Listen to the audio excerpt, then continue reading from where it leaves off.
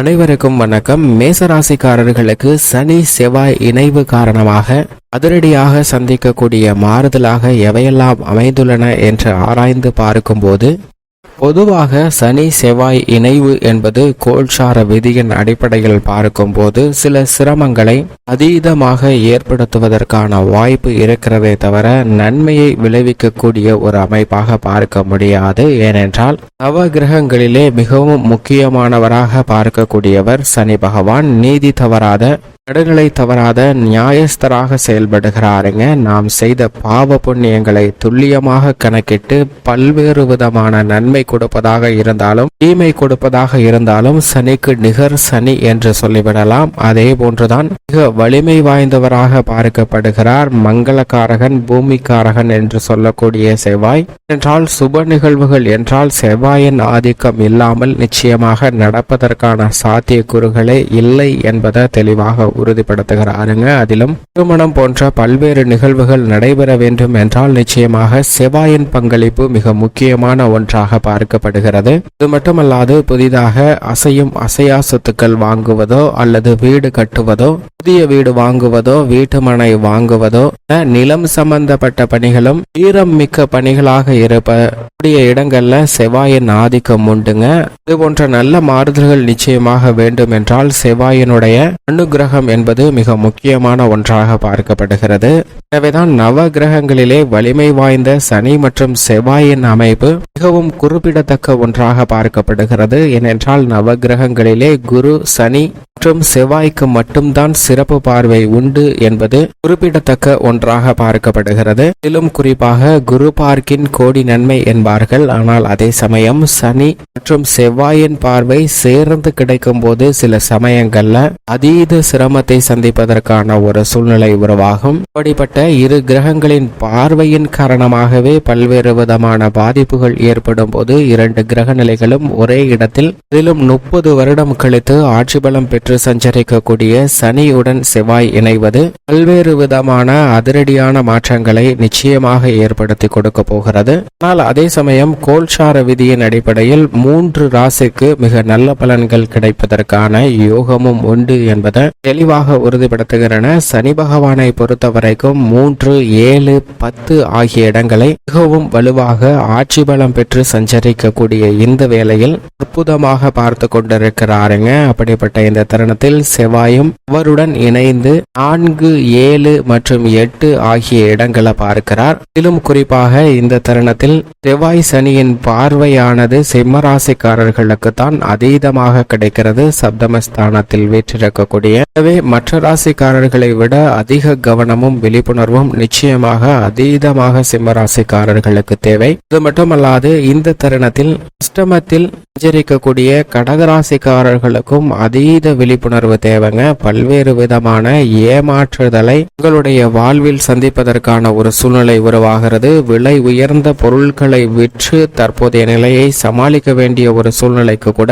தள்ளப்படுவதற்கான சாத்தியக்கூறுகளும் புதிய கடன்கள் வாங்குவதற்கான ஒரு நிலையும் ஏற்படலாம். எனவே இந்த தருணத்தில் அஷ்டமத்தில் சஞ்சரிக்கக்கூடிய கடகராசிக்காரர்கள் மட்டுமல்ல, மீனராசிக்காரர்கள் விரயத்தில் இந்த இணைவு ஏற்பட்டிருக்கிறது. இதேபோன்று கர்மஸ்தானம் ஆகிய 10ஆம் இடத்தில் ரிஷபராசிக்காரர்களுக்கு ஏற்பட்டிருக்கிறது. எனவே இந்த ராசிக்காரர்களும் அதீத கவனத்துடன் இருக்க வேண்டும். அது மட்டுமல்லாது மிக முக்கியமாக 12 ராசியிலே அதிக கவனம் தேவையான ராசியாக கும்பராசி தான் நிச்சயமாக பார்க்கப்படுகிறது. ஏனென்றால் ஜென்ம ராசியில் இந்த 2 கிரக நிலைகளும் இணைவு ஏற்படுதுங்க. எனவே தன்னம்பிக்கையும் தைரியமும் குறைவதற்கான ஒரு சூழ்நிலை உருவாகிறது.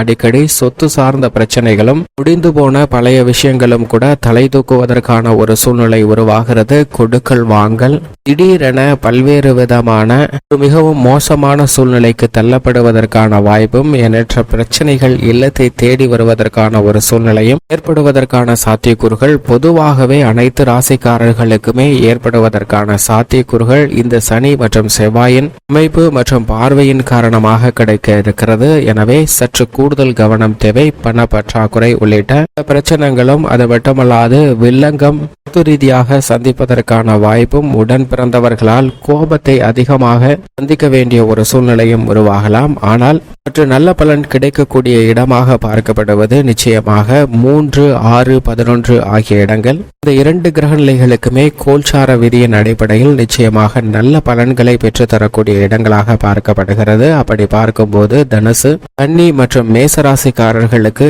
இந்த இணைவால் பெரிய அளவிற்கு பாதிப்பு ஏற்படாது. இருந்தாலும் கூடுதல் கவனமும் விழிப்புணர்வும் மிக முக்கியமாக தேவைப்படுகிறது என்பதை தெளிவாக உறுதிப்படுத்துகின்றன. ஆனால் மற்ற ராசிக்காரர்களை ஒப்பிட்டு பார்க்கும்போது சற்று நல்ல பலன் நிறைந்து கிடைக்கும். அதே போன்றுதான் சுகஸ்தானமாக இருக்கக்கூடிய விருச்சக ராசிக்காரர்களுக்கும் அஷ்டாஷ்டக சனியின் ஆதிக்கம் இருந்தாலும் சனி செவ்வாய் இணைவு காரணமாக சில நன்மைகள் அதீதமாக கிடைப்பதற்கான வாய்ப்பு உண்டு. மிகவும் மோசமான இடமாக பார்க்கப்படுவது ஜென்மம், அஷ்டமம் மற்றும் விரயம். இந்த இடத்தில் இருப்பவர்கள் அதீத கவனத்துடன் செயல்பட வேண்டும். கும்பராசி, கடகராசி மற்றும் மீன ராசி இந்த ராசிக்காரர்கள் அதீத கவனத்துடன் இருப்பதோடு மட்டுமல்லாது எதை செய்தாலும் ஒரு முறைக்கு இருமுறை யோசிக்க வேண்டும். சிம்மராசிக்காரர்களுக்கு சப்தம பார்வை ஜென்மராசியிலே விழுவதால் தேவையில்லாத பல குழப்பங்களை சந்திப்பதற்கான ஒரு சூழ்நிலை உண்டு. எனவே நிதானமும் பொறுமையும் மிக முக்கியமாக தேவை. இப்படி சஞ்சார அமைப்பு மற்றும் பார்வையின் காரணமாக பல்வேறு விதமான முரண்பாடான பலன்களை கொடுக்கக்கூடிய ஒரு கிரக சேர்க்கையாக இருந்தாலும் கூட சனியின் பார்வையில்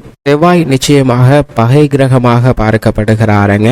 ஆனால் அதே சமயம் செவ்வாயின் பார்வையில் சனி சமகிரகமாக பார்க்கப்படுகிறார். அது மட்டுமல்லாது சனியின் ஆட்சி வீடான மகர ராசிதான் அவருக்கு உச்ச வீடாக இருக்கிறது. உச்ச நிவர்த்தி பெற்று சனியுடன் இணைவதால் சில விஷயங்கள்ல தாக்கம் நிச்சயமாக குறையும். எனவே எதிர்பார்த்தபடி சில பணிகளை செய்வதற்கான வாய்ப்பு நிச்சயமாக உண்டு.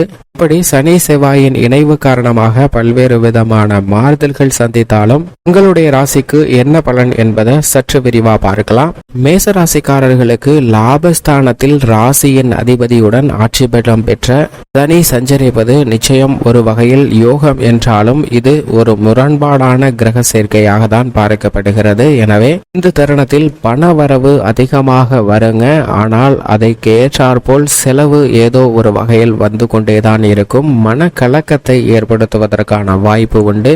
ஆனால் அதே சமயம் தொழில் ரீதியாக சிறப்பான வளர்ச்சி இருக்குங்க. பங்குதாரர்களின் ஒத்துழைப்பு என்பது கனகச்சிதமாக அமையும். சில நேரங்களில் சாதகமற்ற ஒரு சூழ்நிலை இல்லை என்றாலும் கூட தைரியமும் தன்னம்பிக்கையும் பிறந்து புது பொலிவுடன் தொழில் ரீதியான பணிகளையும் உத்தியோகம் சார்ந்த பணிகளையும் மேற்கொள்வதற்கான யோகம் நிச்சயமாக உண்டு. பழைய கடன்களை அடைப்பதற்கான முயற்சியில் ஈடுபட்டால் நிச்சயமாக அந்த கடன்களை அடைப்பதற்கான நல்ல வழி லாபஸ்தானத்தில் வீற்றிருக்கக்கூடிய சனி மற்றும் செவ்வாய் சுக்கிரன் அமைப்பு காரணமாக நிச்சயமாக அதற்கான சாத்தியக்கூறுகள் உண்டு என்பதை வலுவாக உறுதிப்படுத்துகின்றன. புதிய கடன்களை ஏற்க வேண்டிய ஒரு சூழ்நிலை உருவாகாத ஒரு தருணமாக பார்க்கப்படுகிறது. உத்தியோக ரீதியாக சக பணியாளர்கள் மற்றும் மேலதிகாரிகளின் ஒத்துழைப்பு கிடைக்கிறதோ இல்லையோ சற்று கெடுபிடி குறையக்கூடிய ஒரு தருணமாக தான் பார்க்கப்படுகிறது. சில நேரங்களில் வேலையை விட்டோ தொழிலை விட்டோ மாற்றிவிடலாமா என்று கூட சிந்திப்பதற்கான ஒரு சூழ்நிலை உண்டு. ஆனால் லாபஸ்தானம் என்பதால் அனைத்தையும் சமாளித்து லாபகரமாக முன்னேற்ற பாதையில் செல்வதற்கான யோகம் நிச்சயமாக உண்டு. புதிய நிலம், வீடு, வாகனம் வாங்கக்கூடிய முயற்சியிலும் நிச்சயமாக காரிய வெற்றி கிடைப்பதற்கான யோகம் மிகவும் அபரிவிதமாக மேசராசிக்காரர்களுக்கு உண்டு என்பதை தெளிவாக சனி மற்றும் ராசியின் அதிபதியான செவ்வாயின் இணைவானது உறுதிப்படுத்துகிறது. மட்டுமல்லாது இவர்களுடன் தன மற்றும் சப்தமாதிபதியாக இருக்கக்கூடிய சுக்கிரனும் இணைந்திருப்பதால் சுப விரயமும் எதிர்பாராத பணவரவும் நிச்சயமாக ஒரு சிறந்த மாறுதலுக்கு அடித்தளமிடக்கூடிய வகையில் நிச்சயமாக அமைவதற்கான சாத்தியக்கூறுகள் உண்டு. இருப்பினும் சற்று கவனத்துடன் இருந்தால் பல சிரமங்கள் விலகி நன்மை அதிகரிக்கும். மேலும் சாதகமாக மாற்றிக்கொள்ள மேசராசிக்காரர்கள் வாரத்தில் செவ்வாய்க்கிழமை விரதமிருந்து அருகாமையில் உள்ள முருகப்பெருமாள் ஆலயமும் சனிக்கிழமை விரதமிருந்து அருகாமையில் உள்ள ஆஞ்சநேயர் ஆலயமும் சென்று வழிபாடு செய்யுங்கள். நல்ல பலன் தங்கள் வாழ்வில் நிச்சயமாக கிடைக்கும்.